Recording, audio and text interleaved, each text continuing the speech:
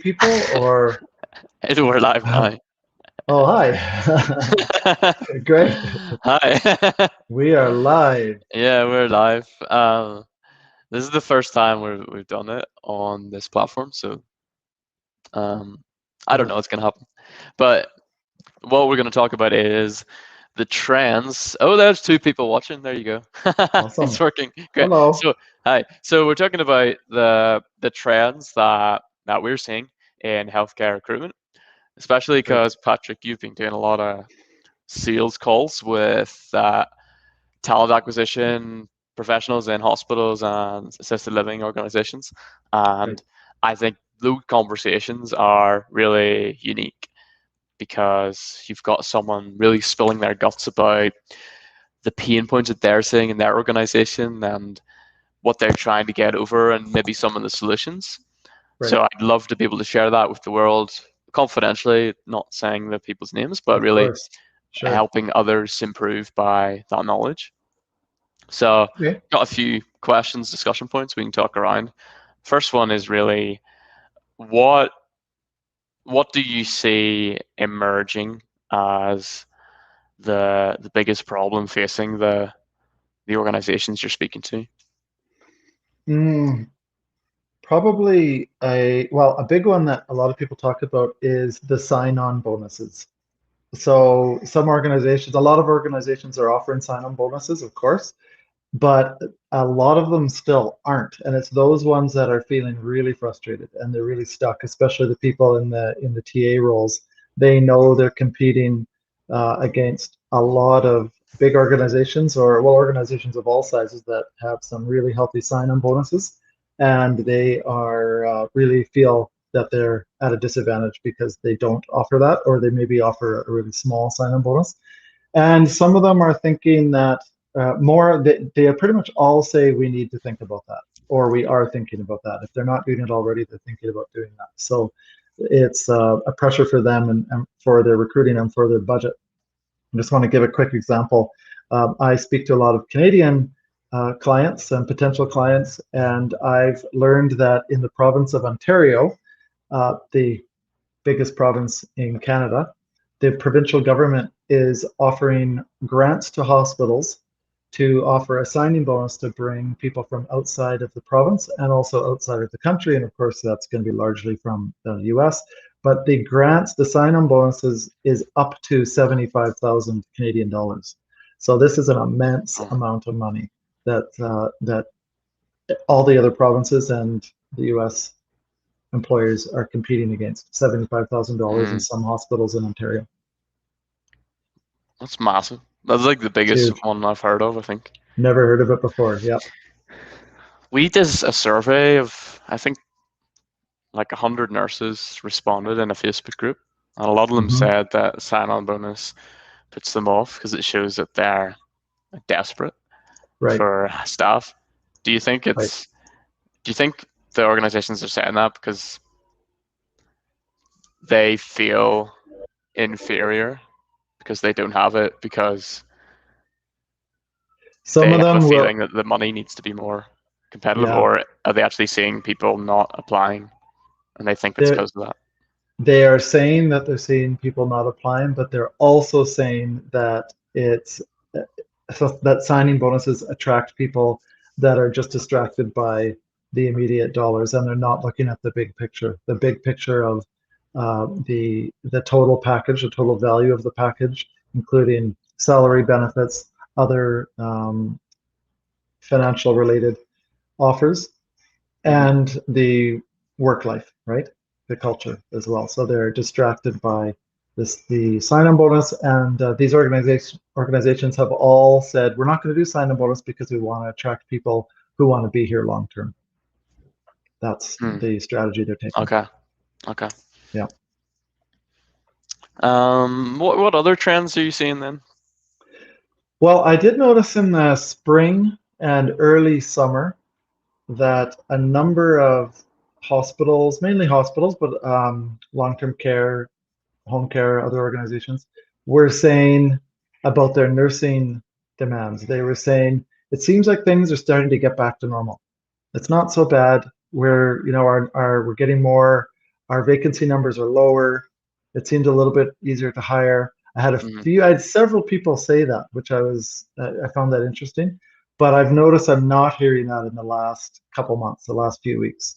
And I think it's probably tied in part to the COVID upsurge in many Mhm. locations or in a lot of locations. But in fact, now this week I've had a couple of uh, employers, talent acquisition people say our vacancy numbers are unusually high. So I'm kind of hearing the opposite. So that was an Mhm. interesting change when people thought maybe things were getting back to normal, so to speak.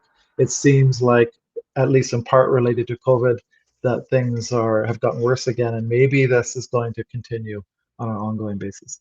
Yeah.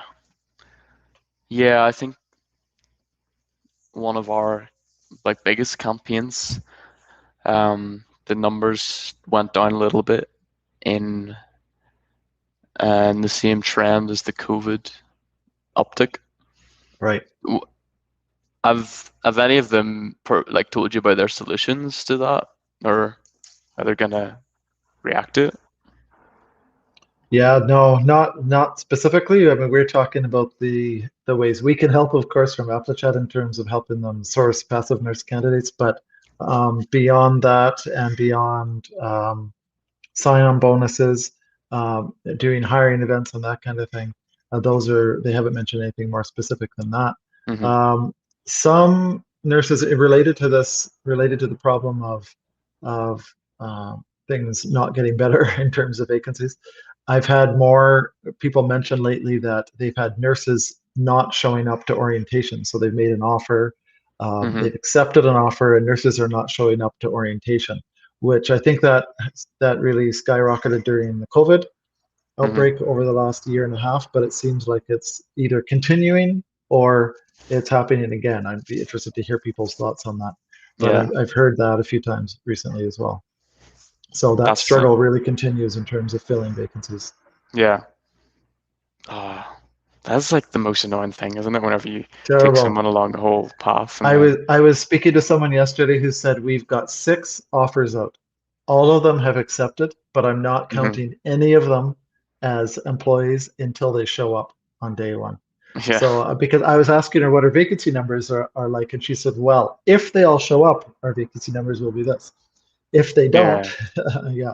So she's really learned not to count any of them as guaranteed, yeah, even though they've signed. Yeah. yeah. Um, I think also it'd be good to know whenever I was doing a lot of sales calls, I would always enjoy meeting the uplifting, positive, really driven leaders.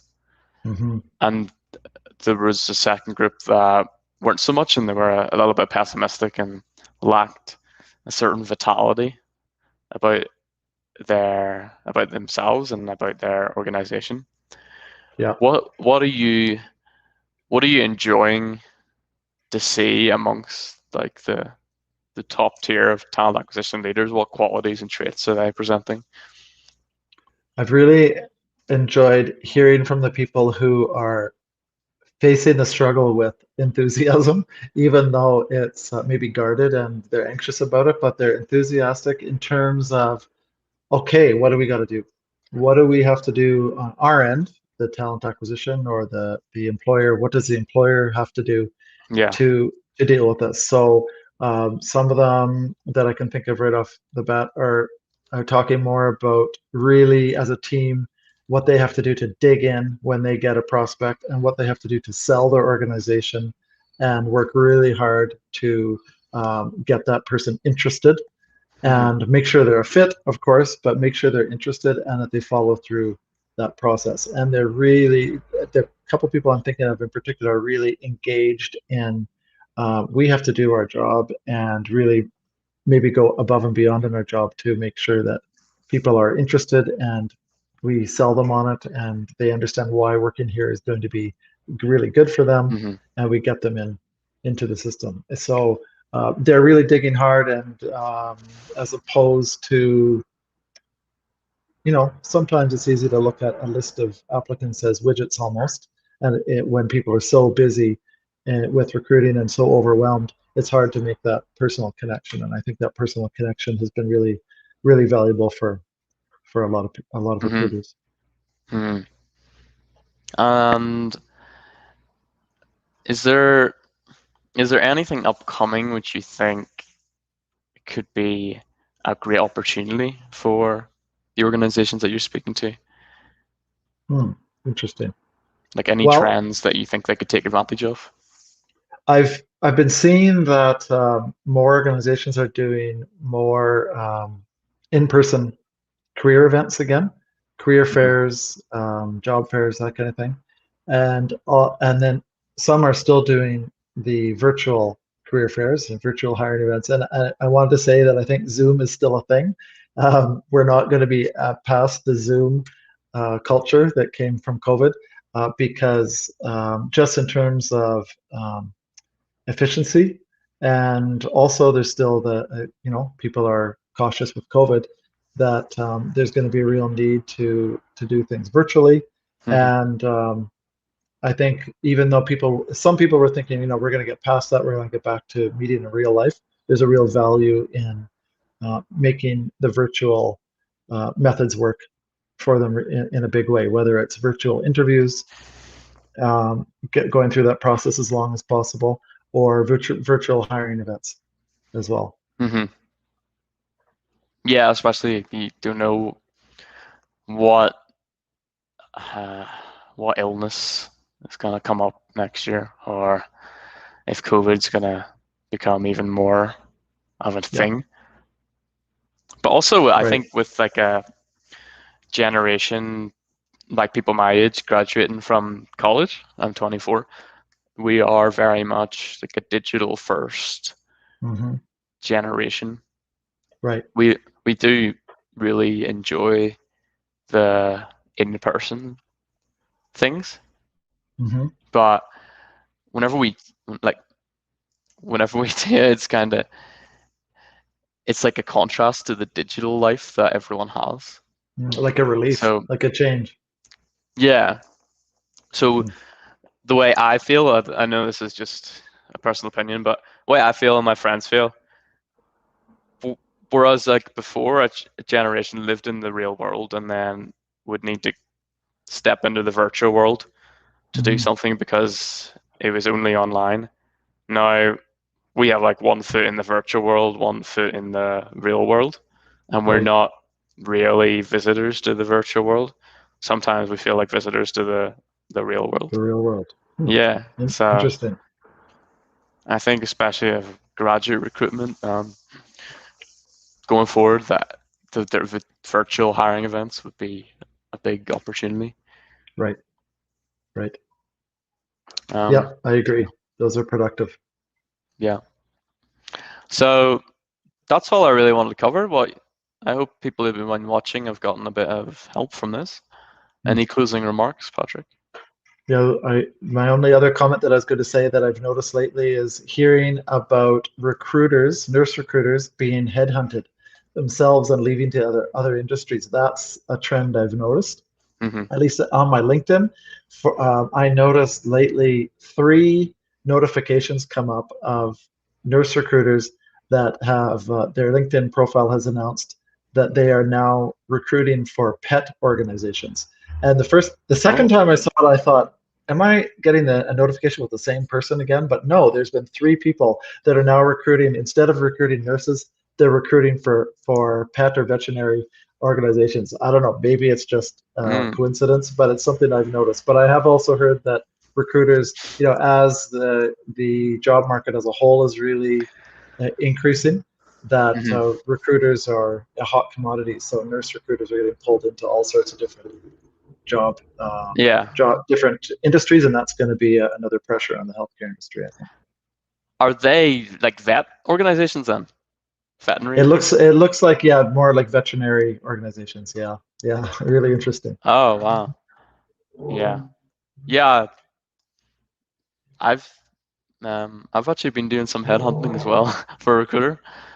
I think there's definitely like a shortage of really good qualified people on job boards at the moment.